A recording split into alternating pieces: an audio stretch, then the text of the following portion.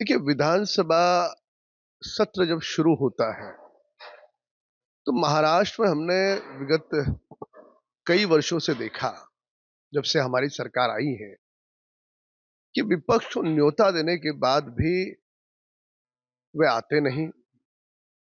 एक चर्चा का मंच है, यहाँ पर संवाद की आवश्यकता है और संवाद और मंथन से महाराष्ट्र के हितों के निर्णय विधानसभा, विधान परिषद सत्र में हो, इस प्रकार की लोगों की अपेक्षाएं होती हैं। पर दुर्भाग्य से न विपक्ष के नेता बनने के लिए जितने आंकड़ों की आवश्यकता है, ना उनके पास उतने आंकड़े हैं और ना ही दुर्भाग्यपूर्ण तरीके से कहना चाहूँगा कि वह बालक बुद्धि की तरह केवल मीडिया के कैमरे के सामने संवाद करना चाहते हैं।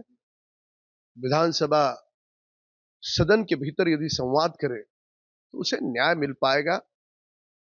उनकी कुछ सकारात्मक बातें हैं, सुझाव हैं, उसका हम स्वीकार करेंगे।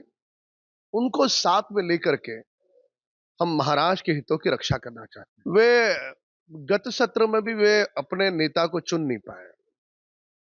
उनमें आपसी तनाव है। 3 दल है, कौन से दल का बने, कौन बने, वह उनका विषय है, पर हम विपक्ष को साथ में लेकर के चलेंगे। जो लोकतंत्र का ढांचा है, उसे कहीं पर भी हम आँच आने नहीं देंगे। उबाटा के नेता श्रीमान संजय राउत साहब अब त्रिकालदर्शी हो गए हैं। उन्हें इस प्रकार की बातें अपने आप पता चलती है, जो बेबुनियाद होती है। और इसके पहले भी इन्होंने कई आरोप करे, कई भविष्यवाणी करी।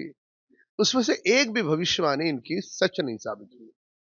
मैं व्यक्ति विशेष टिप्पणी से बचूंगा, पर केवल और केवल बचे कुचे विधायक और सांसद छोड़ करके शिंदे जी के पास न जाए, इसका वो प्रयास है। देखिए, अभिव्यक्ति की आजादी है, पर अहंकारी कांग्रेसी नेता इस बात को समझे कि हमारे क्रिकेटर, हमारे देश के क्रिकेटर खिलाड़ी, ये हमारे देश का गौरव है।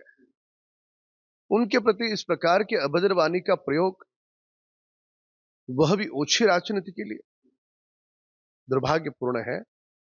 इस प्रकार की टिप्पणी करने के पहले कम से कम इस बात को सोचा होता कि क्या लगेगा उन हजारों लाखों लोगों को जो हमारे खिलाड़ियों से प्रेम करते हैं। और इस टिप्पणी के पूर्व जो रोहित शर्मा जी के बारे में उन्होंने टिप्पणी की है, उन्होंने इसके पहले कई सारी ट्रॉफी जीती है, क्या उसको वो नकार सकती है?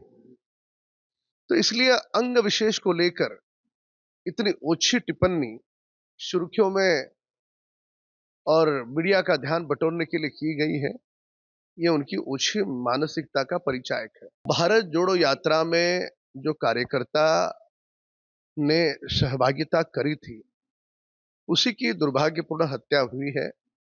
जो भी हत्यारे हैं, उन्हें कठोर से कठोर दंड मिले और वहां की सरकार जरूर उसे दंड देगी। पर पीड़ित उस परिवार की अगर हम बात सुने, तो वह परिवार स्वयं कह रहा है कि इस हत्या के पीछे कांग्रेस ही शामिल है। यदि परिवार की ओर से इस प्रकार की टिप्पणी आती है, तो कांग्रेस दल में आपसी गुटबाजी कितनी चरम सीमा तक पहुंची है, ये इससे बात सामने आती है। और राजनीतिक जीवन में ईर्ष्या होना स्वाभाविक है, पर किसी की जान लेने तक यदि कांग्रेसी जाते हैं, तो ये देश के लिए कुछ नहीं कर सकते। ये अपनी निजी दुकान चलाने के लिए राजनीति में है। यह फिर से एक बार सिद्ध होता है। देखिए, हर व्यक्ति की मातृभाषा का सम्मान तो होना ही चाहिए। इस बात से सभी सहमत हैं। पर यदि एक देश एक निशान है, तो एक देश एक कॉमन लैंग्वेज की भी आवश्यकता है, एक भाषा की भी आवश्यकता है। एक देश एक भाषा। पर इस बात में हम कतई नहीं कह रहे कि मातृभाषा का सम्मान न हो, मातृभाषा प्रथम। पर ये एक संवाद का माध्यम है, एक देश को जोड़े रखने का माध्यम है। जब विदेश में जाओ तो अंग्रेजी बोलना अनिवार्य है, क्योंकि एक संवाद उस भाषा में कर सकते हैं। तो ऐसे समूचे देश में यदि एक कॉमन भाषा आती है, तो उससे सामान्य रूप से अगर इसे देखा जाए, तो एक बहुत ही कन्वीनियंस का माध्यम है।